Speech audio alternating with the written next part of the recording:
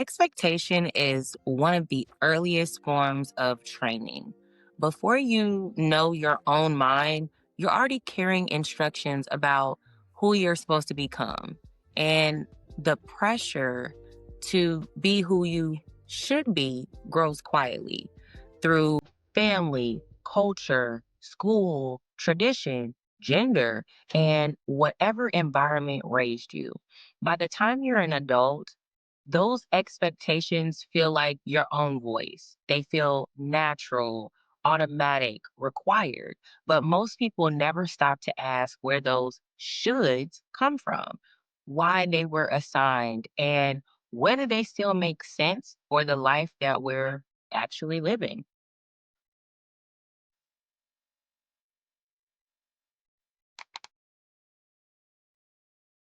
Hey y'all, welcome back to another episode of Everything is Onions, where we peel back the onions of life one layer at a time.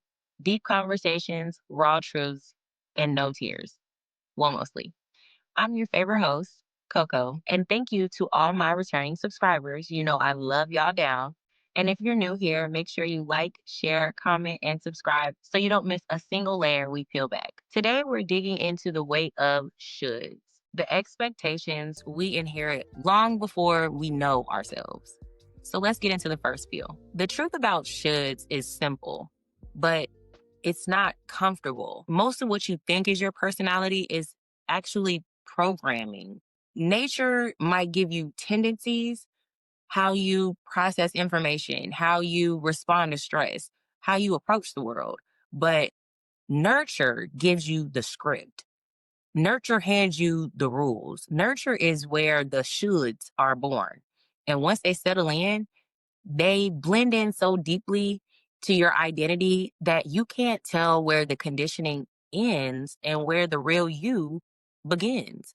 I was recently rewatching Insecure, and there's an episode where Molly is in a therapy session, and her therapist points out that Molly always talks about where she should be in life. And Molly was gagged because in that moment, she knew her therapist clocked her tea. A lifetime of being told what a successful Black woman looks like, how fast she should move through life, what benchmarks she's supposed to hit, and what order she's supposed to hit them in.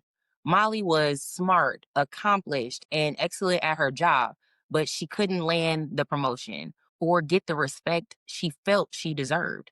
But she also never stopped to look at her own flaws. The same thing showed up in her romantic relationships.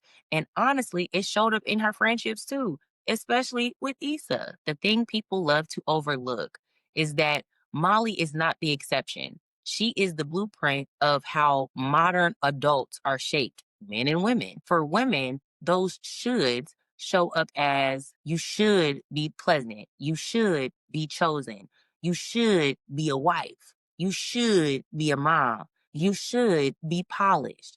You should have your life together publicly, even if you are unraveling privately. You should be productive, nurturing, and disciplined all at the same damn time. For men, those should show up differently, but with the same pressure. You should never hesitate. You should never be emotional. You should be financially ahead by a certain age. You should have a career. You should be the provider, even if nobody taught you how. You should never show fear. You should succeed without asking for help. Different expectations, same impact, rigid identity scripts that override our authenticity as individuals. And this is where, again, nature versus nurture becomes unavoidable. Nature gives you individuality, your internal blueprint, if you will. Nurture hands you performance, the external blueprint. The problem is that most people let nurture win by default. They don't ever stop and ask, is this goal actually mine? Is this something that I actually want for myself? Is this something that I want to absorb? Is this something that I want to take on or take in? Do I actually want this career or do I feel like I'll be judged if I don't have it? Do I want to be a mom and a wife Or is this just what society told me to do? Do I want this relationship milestone or do I just feel behind? Am I clinging to the version of adulthood because it fits me or because it's received well? When nurture goes unchecked, it becomes your your mind's autopilot. And once you get on autopilot, you can't really tell the difference between survival programming, cultural messaging, family expectations, gender roles, and your actual internal voice. That's what happened to Molly. She wasn't making choices, she was following a template. And I'm pretty sure some of the people listening right now are doing the same thing without realizing it. Yeah. That's the danger of shoulds. They make you perform a life instead of living one. Yeah, funny. So let's peel into the messy middle. Let's dig a little deeper into this. You ever notice how the things your family said when you were 8 still have you acting a certain way at 30? Like, anytime I start crying, I can hear my Papa Marvin in the back of my head saying, "Stop all that crying, wipe them tears, girl." And he said it for just about everything. I could have got my ass whooped, or I could have fell off my bike and scraped my knee. It didn't matter. The moment the tears started to swell up in my eyes, here came that voice. And to this day, right when my eyes start to swell up, I start getting all choked up, before I can even wipe my face, I can still hear him loud and clear saying, "Stop all that crying." Okay? That's how shoulds get instilled early, repeated, and treated like a commandment. The adults around you weren't therapists, scientists, or self help gurus. They were tired humans who had to clock in the next morning. But because you were a kid, we took everything in as law, like it was gospel. And the brain doesn't question any of it, especially when you're younger. It just files it under, this is how you're supposed to act. This is what you're supposed to do. You should be strong, or you should be quiet, or you should be responsible. You should be the one who holds it all together. We learn these things very early. And once those shoulds settle in, they stuck like glue. They blend right into your personality until you can't tell what's you and what's programming. The next thing you know, you are out here moving like a seal that somebody else created. You just walking around doing shit that you didn't even pick to do. The little green thing just spinning over your head. You're somebody else, some character. Okay? And the wildest part is the shoulds don't have to make sense. They just have to feel familiar. And familiarity, a lot of the time, gets mistaken for right. People cling to old instructions like they're a family heirloom, even when the instructions are outdated. They're dusty. They're holding you back. Most people never get a clean introduction to who they naturally are. By the time your real temperament tries to show up, the environment you grew up in has already assigned you a role.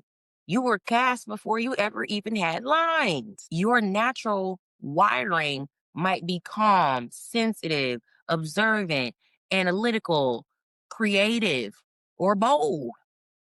But if the household didn't have room for that version of you, it got shut down immediately. If you were expressive, someone might hit you with that, "Stop all that crying before I give you something to cry about." It makes me think of Bernie Mac and Jordan.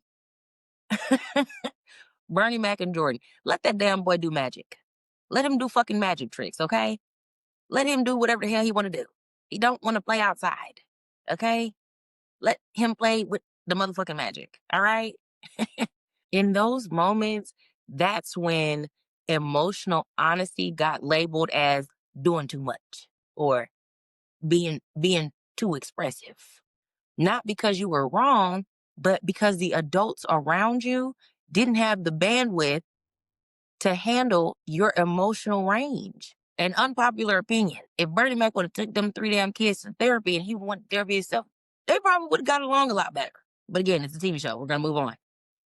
Men catch this early. Like I said with Bernie Mac and Jordan, men, young boys, little boys catch this early. Their script is don't cry, don't need, don't show emotion, don't communicate. So they grow up with 2 emotional settings: hungry and irritated.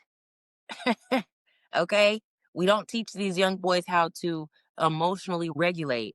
We don't teach them how to be emotionally intelligent. We don't teach them how to communicate their feelings or feel their emotions. And we wonder why they crash out when you tell them no, when you reject them. Yeah, moving on. Women get trained differently, just as intensely, but differently. Again, be pleasant, be agreeable, be submissive,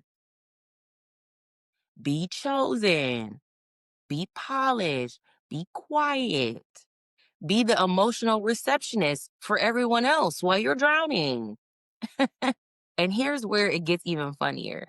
People really believe these behaviors are their innate personalities. They're just like that. No, no, Buki. That is the version that your environment applauded. It was the version that the environment you were in liked. You served your purpose. You became whatever kept the room the most stable.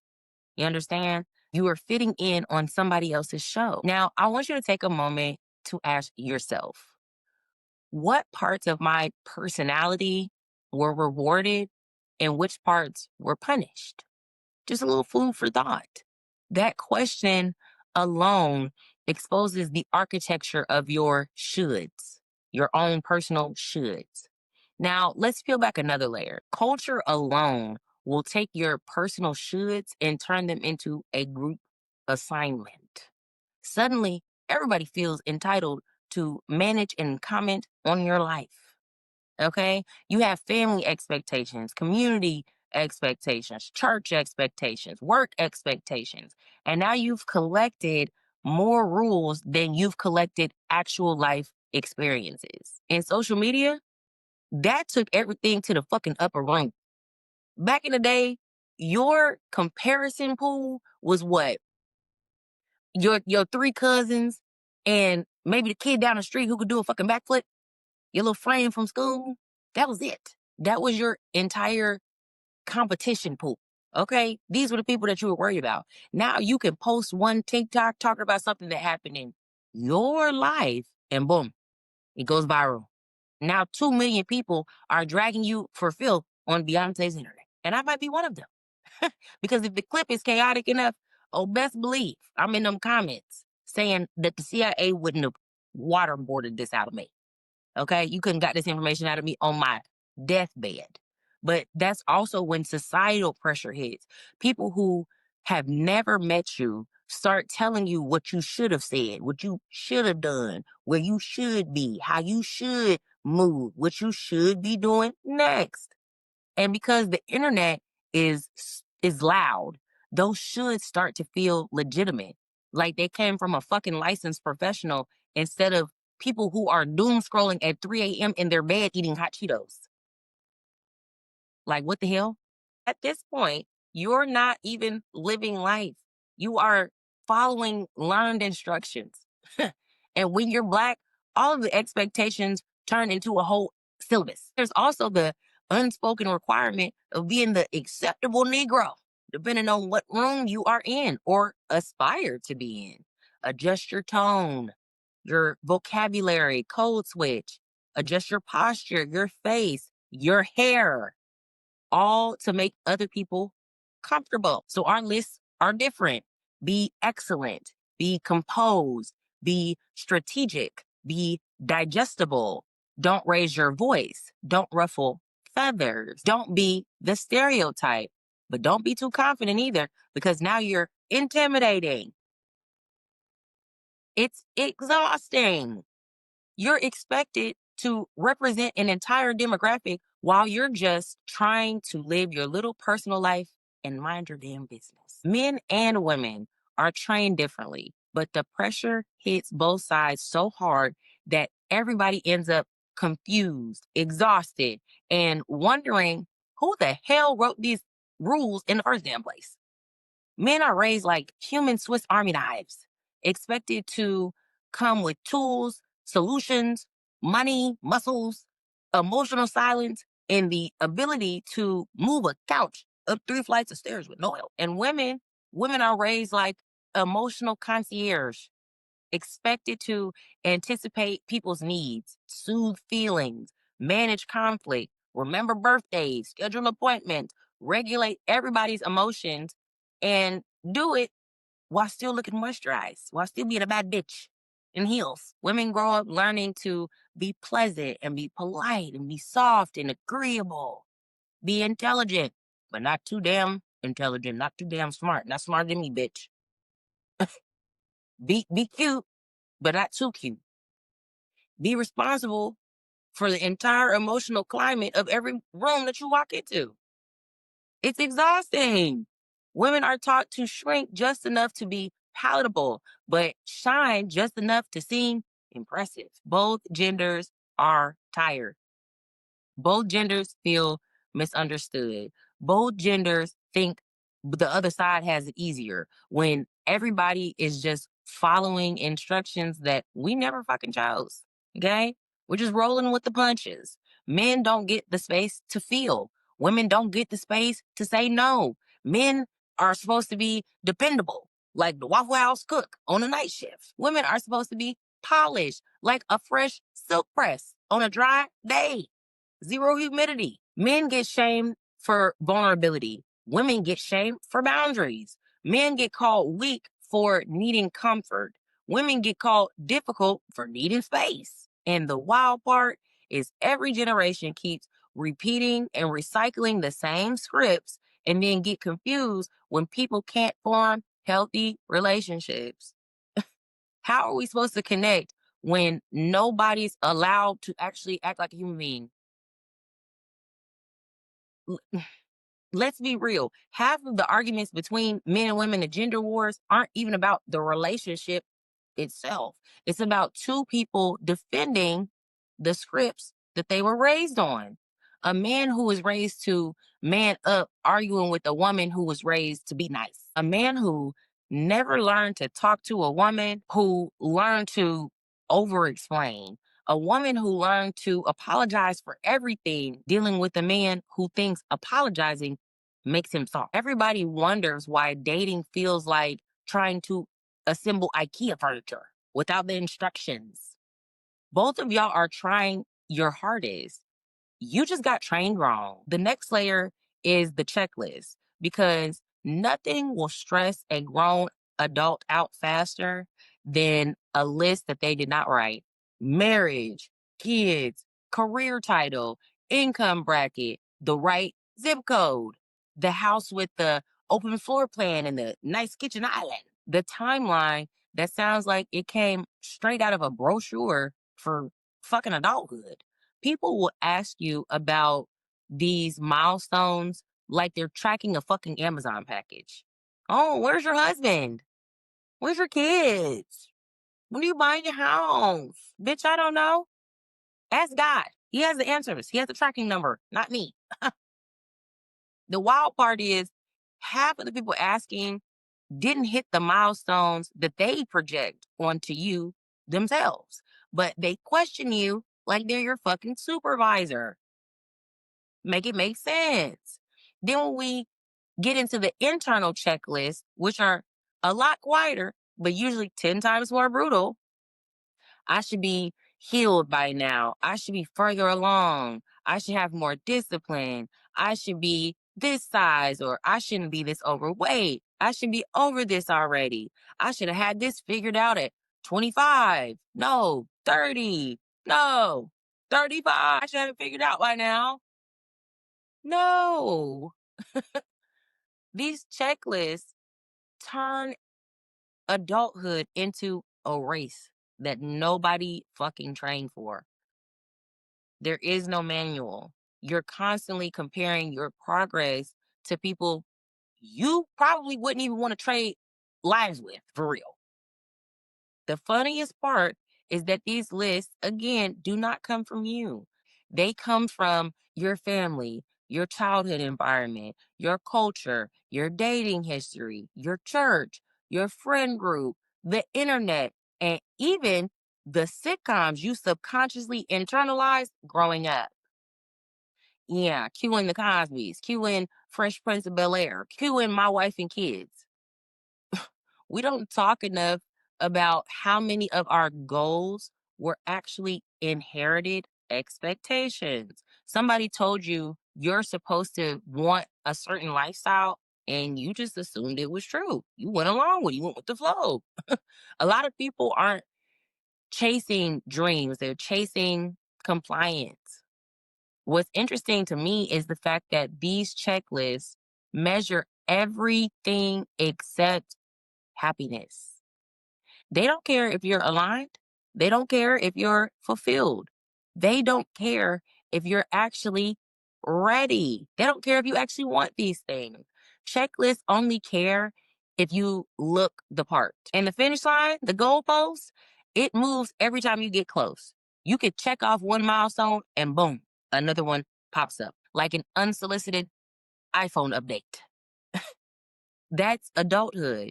Every should is a new update you didn't request. The funny thing that nobody likes to say out loud is most of the stress people feel doesn't come from failure. It comes from performing the life they think that they're supposed to be living. It's exhausting trying to impress a checklist other people. There comes a point in adulthood where your shoulds and your real life stop speaking to each other. They stop working together. Like they start beefing. No communication, no eye contact. They're basically living on two different floors in the same house. You wake up one day and realize the life you were trained to want doesn't actually match up with the life you actually want. And that's when shit starts to shift. The first sign is usually subtle. You start doing that long, dramatic stare into nothing after work, just sitting in your car in silence, engine off, just in the car, in the garage. You start questioning things you never questioned before. Do I like this job? Do I even like this nigga? Do I even like this version of myself? And then the best question is, who told me I was supposed to want all these things for myself? Anyway, where did I get this from? That's when you realize the should version of you has been running the show for years. The should version is the one who said, you should want marriage by now. You should have kids. You should have the career that you want. Everything should be locked in. You should have it all figured out by now. You should be stable and calm and healed and unbothered and productive and spiritually aligned by 27. Meanwhile, the real you is in the background like, I just I just woke up late and I lost my keys. That clash hits because your real self finally starts to push back. Not in a dramatic meltdown kind of way, but in small telling ways. It shows up as irritation, as restlessness, as suddenly being allergic to routines that you have tolerated for years, as the quiet urge to switch up your whole life, that urge to just cut your hair off and sell your house and move across the country. And the part that's actually funny is we don't call it growth. People call that shit acting brand new. No, you're not acting brand new. Your insides are tired of rehearsing a role that they never auditioned for. You didn't even come to the casting call because you can follow a script for a long time, but eventually your body starts rejecting it. Like them $2 earrings that turn your ears green. You'll wake up with headaches and frustration and no patience and no tolerance for anything that feels forced. Your spirit will start peeling back your choices like, whose fucking life is this? And why am I in it? How did I get in it? Take me out of group chat. This is the season where the responsible version of you starts wrestling with the truthful version of you. The part that wants to impress people is fighting the part that doesn't give a fuck about other people. You'll know that the turning point has arrived when you start asking yourself questions out loud. You're trying to live a life that looks good on paper, but feels wrong in your heart. And people stay stuck in this stage for years because they're more scared of disappointing others than disappointing themselves. Food for thought. They don't want to change careers because everybody knows me for this. This is what I've been doing for the last 40 years. They don't want to leave the relationship because we were high school sweethearts. They don't want to shift timelines because people gonna have something to say, Uh, babes. People are going to talk about you regardless. They're gonna talk about you when you do well. They're gonna talk about you when you do bad. They're gonna talk about you if you breathe wrong. They're gonna talk about you just to talk about you. You might as well live a life that makes sense to you. All right. This stage is not failure. It's not confusion. It's not immaturity. It's your real self finally coming to the forefront. It's giving, let me give her a new style. Let me give her a new hairdo, a new cut, a new color. It's giving brand new, boo. This is not a collapse. It's clarity. And let's peel back another layer. Again, this is something people do not like to admit out loud. A lot of adults are not actually living, they are performing, and not performing like Beyonce, performing like community theater, putting on a show for an audience that didn't even buy tickets. Think about that. I can't remember what man said it, but he said, a lot of people do a lot of things to impress people that they'll never meet. Think about that. You start building a life based on what you think is respectable, not what actually fits you. You pick the job because it sounds impressive. You don't really like it.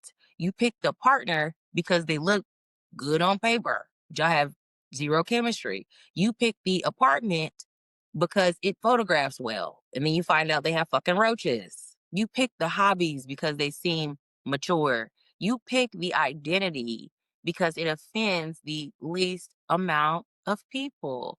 Then one day you look around and you start to realize, I don't even like this life. I just curated it. People don't realize how easy it is to slip into performance mode. You start doing things because they look responsible, not because they feel aligned. You start choosing paths because they're acceptable, not because you like them. You start saying yes because it keeps the fucking peace, not because you actually want to be involved or do something for someone or help somebody out. That's how you end up living a life that feels like a fucking LinkedIn profile, professionally polished and emotionally empty. And social media also makes it 10 times worse. Most people are performing stability online while unraveling offline. Performing is exhausting because it requires maintenance, consistent maintenance. You have to upkeep the storyline. You have to keep it up. You have to keep the smiles believable. You have to keep the persona consistent. You have to keep the mask glued down like your lace front, even when it's sliding to the back of your fucking head. Okay? Eventually, that mask is going to slide. All masks do. And that's when you start seeing people have fucking identity crisis. Not because something went wrong per se, but because the act finally got too heavy. They can't do it anymore. That's the moment where a lot of adults hit that internal wall, the I don't know who I am outside of what I present, that gray area. And that's real because if you've been performing for long enough, the real you gets buried under other people's expectations of you. Your wants get blurry, your needs get faked, your preferences get lost, and your boundaries disappear completely. You start answering questions with what sounds correct instead of what's true. You start dressing the role. You start talking like the role, moving like the role, dating like the role, planning like the role. Your whole life becomes a script you did not write. And here's the kicker: most people do not realize they are performing until something forces them to stop. A breakup, a burnout, a job loss, a confrontation, a moment of honesty, a random Tuesday where you have a mental breakdown in the goddamn produce aisle of Kroger. The performance collapses because your body gets tired of pretending and your spirit gets tired of carrying the costume. That collapse isn't the problem. The collapse is the reset, actually. Because when the act drops, that's the first time you get to hear your real voice without everybody else's shoulds drowning it out. That is the moment clarity walks in, like, finally, bitch.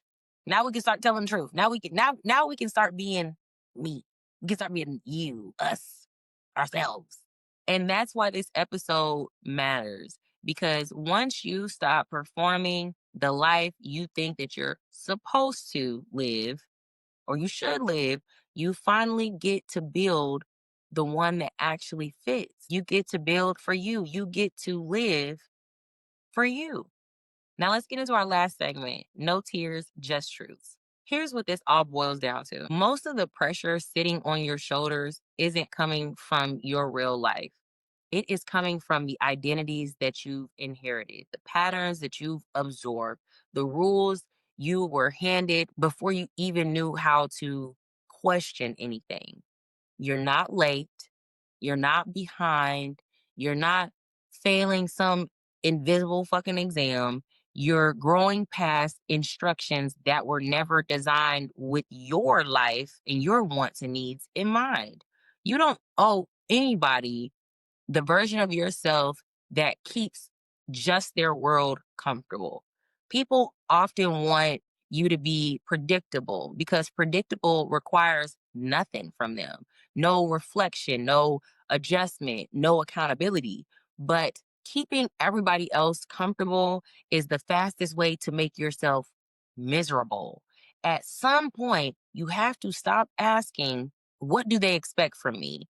And start asking, what actually feels right for me right now? Because a lot of the goals you've been chasing are not even yours. They're heirlooms passed down like furniture you didn't ask for, but felt obligated to keep. The shift happens when you stop performing and start telling the truth about what you actually enjoy, what genuinely brings you peace of mind, and what doesn't feel like work to maintain. So I want you to ask yourself, what makes me feel like myself, like me? What routines leave me feeling energized instead of drained?